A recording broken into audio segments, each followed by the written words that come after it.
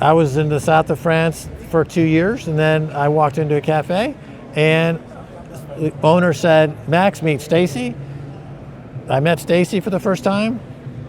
She turned around, I looked at her, and I'm like, wow, this is the woman that I've been looking for 20 years, really. This is I know I'm going to be marrying this woman. I knew it right away. And then I've been with Stacey since 2003. And so then the story is more familiar to people who follow our content. We started doing Al Jazeera English, and I did a show on Press TV for 4 years called On the Edge with Max Keiser. We did a BBC show called The Oracle with Max Keiser. We did, of course, Keiser Report on RT for 13 years. And we do the Orange Pill podcast, but that's all been with Stacey. Stacey had been doing TV and films in London at the BBC. She was similar to me in that we were both expatriates, but she was in London, I was in Paris. So, when you're an expat, you develop a certain type of personality, if you will, that we kind of meshed right away on that because you're always basically a foreigner, in somebody else's land, and it's intriguing and it's kind of interesting, and so that takes us pretty much up to the present. So to answer the question about taking chances or taking risks or putting myself out there, you have to put yourself out there every day or you're not living, right? That's what life is. If you're hiding, you're not living. So you need to put yourself out there, your authentic self, whatever that may be. And Bitcoin, as I say, is the magic mirror that exposes you to yourself. If you are not really that great character, Bitcoin will make you worse. And if you're basically a good character, Bitcoin will make you a better person. And Andreas Antonopoulos was a guy who was already a very soulful guy who had other people's interests at heart. And he became a great educator and was a great guy for an orange pilled many people. Michael Saylor, similarly, Bitcoin took a very successful businessman and made him really an educator and a leader, and he's become a phenomenal success. Bitcoin has boosted what was already there. If you're Craig Wright, you're already cracked to begin with, and you're now going to prison. If you're a Do Kwon, you're already a crook from the moment you came out of your mother's womb. Now you're going to prison, right? So it reflects who you are, it accelerates who you are. And this is the thing about Bitcoin we all need to understand, is that the day of reckoning is coming, and you need to be right with Satoshi. Otherwise, you're going to get crushed by Satoshi. Okay? Donald Trump was making a speech about America, and the contrast to RFK is that RFK said, we're going to put Bitcoin on our balance sheet.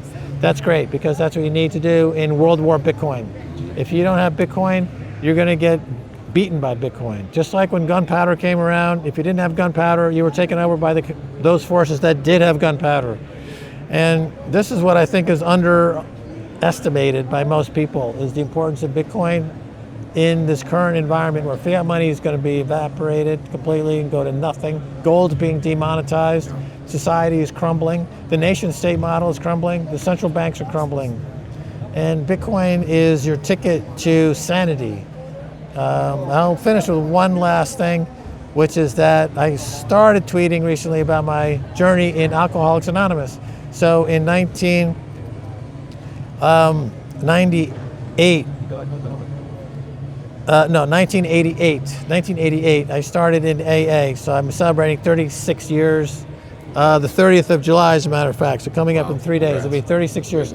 So in AA, you come with an alcohol addiction, but to stay sober is a spiritual journey.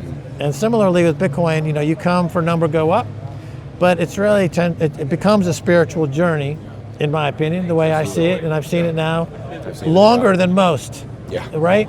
And I've seen a lot of things come and go, and I've experienced many things in the Bitcoin world, and I really see it overlapping the alcoholics, my journey in recovery in Alcoholics Anonymous as well. So again, getting back to authenticity, sobriety allowed me to be more of my authentic self. Bitcoin does the same thing. I feel alive, and I can always feel more alive. I'm talking to you, I'm talking to people out here. I like meeting people and hearing what they're up to. because that energizes me, because nothing's more interesting than other human beings. That's my answer. Yeah. Are there times that you've been afraid to say what you're about to say? Yeah, a few times. I mean, the thing about talking about finance and banks is that there's no risk. I mean, you can say Jamie Dimon's a cunt, and Jamie Dimon won't care because they can always print more money. But when I said on Al Jazeera that I declared a fatwa on Al Jazeera against Hank Paulson during the 2008 crisis, and said that his head should bounce down the Capitol stairs in Washington, D.C., right? I said I was trying to trigger Salman Rushdie on a U.S. official on Al Jazeera English. I mean, that was probably one of the dicier moments in my broadcasting career. And the response was from Al Jazeera. They invited me back the next week, and they said, we'll have you back to talk about stuff. Please don't issue any fatwas. That was their request. But when you're talking about the finance world, literally, they don't care. The times that I have veered into other areas in energy and defense or military spending.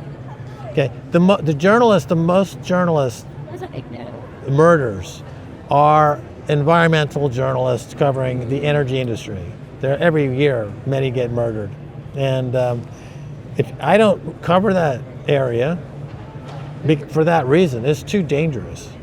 It's too dangerous. Also, military contractors. I make jokes about them, etc. But I don't do an expose like on Rockwell or Boeing. Like I would never go out there and say, an insider told me Boeing, is selling faulty equipment or something like that, because they would fucking kill me. They kill people. Yeah. Right. That's so. Yes. So it sounds like, oh, I'm saying stuff that is, could potentially be trouble. But, if it's in finance, nobody cares, is what I'm saying. I never felt ever at risk saying anything about people in the finance business. But in the oil or energy sector or the defense military contracting sector, it's definitely another story. Look at Julian Assange. He posts video of the U.S. industrial complex killing people from a helicopter, and he just went through this harsh ordeal, and he now is free, thank goodness. But that's not for me. So I mean, I have my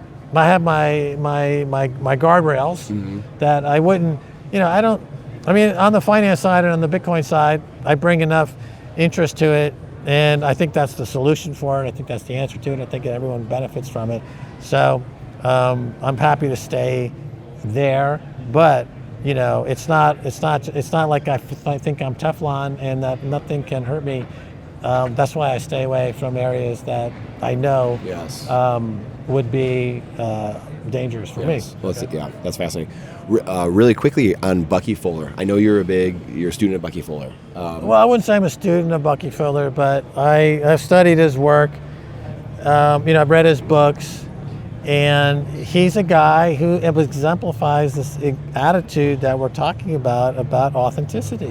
He made the decision very early on in his career that he was only going to do things that would help humanity as a whole. So he did the geodesic dome, and he invented the electric car. And so he was selflessly pursuing science and engineering and architecture for the benefit of humanity. And he made that decision as a very young man. Yeah. And he stuck to that because that's who he was. And he stayed true to who he was. And he created the Buckminster Fuller as we know him, and a fantastic legacy. And I think that's a good example. Philosophically, we've heard since Socrates to know thyself, right? This is actually one of the most difficult things anyone can undertake, is self-knowledge, to go into one's self and to look critically at oneself, and to accept oneself. I mean, part of the sobriety story is to acceptance is a big word you see in AA meetings and in sobriety, and a lot of it is accepting yourself. Accepting the fact that you have made a mess of things initially when you begin, and you need to at least acknowledge that to begin with, that you have made this mess, acknowledge this, and to go from that starting point. But I'd say Buckminster Fuller is like that. A lot of my favorite artists are musicians, and I'm always looking for stuff that I think just pops because it's authentic, and that energizes me because I'm trained I don't know if the word is trained myself, but I've opened myself up to having my preconceptions challenged all the time because they're always changing. Biases and preconceptions, ideologies are very limiting. In economics, we've had only a few schools of economics. Keynesian, Austrian, socialism, capitalism, right? So really, Bitcoin is a new chapter in economics. It's a new chapter in money. And for people who spent their whole life studying economics and money, are they willing to say everything they've learned up until that point is wrong? No, they're not willing to say that. Very few. Yes. Maybe two or three. For me, because I've been reluctant to get too monolithic in what I do and stick with something for too long and become too rigid in my thinking. Bitcoin comes around and I'm allowing it to like I said, I wrote the phrase, you don't change Bitcoin, Bitcoin changes you, right? Really So that came from a conference called Crypto Springs in Palm Springs, California, and this woman comes up to me and she just found out about Bitcoin and here's how she can make it better.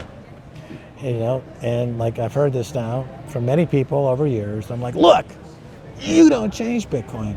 Bitcoin changes you, right? And it's just like, that's it. That. And I only mention that because a lot of people use that phrase and I get no accreditation. Like so much of the intellectual property in this industry, I never get credit for. Michael Saylor, half the shit he says, I said first, okay? The other half is from Trace Mayer, okay? And I stole Trace Mayer shit, okay? So it's Trace Mayer, Max, and then Michael Saylor. But, he doesn't give accreditation? No. I don't know what's up with that. But anyway, it's all good because we're on the same pilgrimage to the Bitcoin singularity when we join with Satoshi. And the whole concept of money is redefined in our global unconscious minds, and violence is demonetized, absolutely. What do you think the next 5 years looks like, the next 10 years looks like when you kind of look out and say, holy cow, like, what do you see? Is this just exponentially speeding up? It seems that way. What are your thoughts? If you want the answer to that question right there and you like that spicy clip, check it out here. Come on, we'll see you in there. But if you want the full interview in its entirety, all the spicy clips put together, and you're not going to want to miss it, believe me, then check that out here. Come on, we'll see you in there. Do it.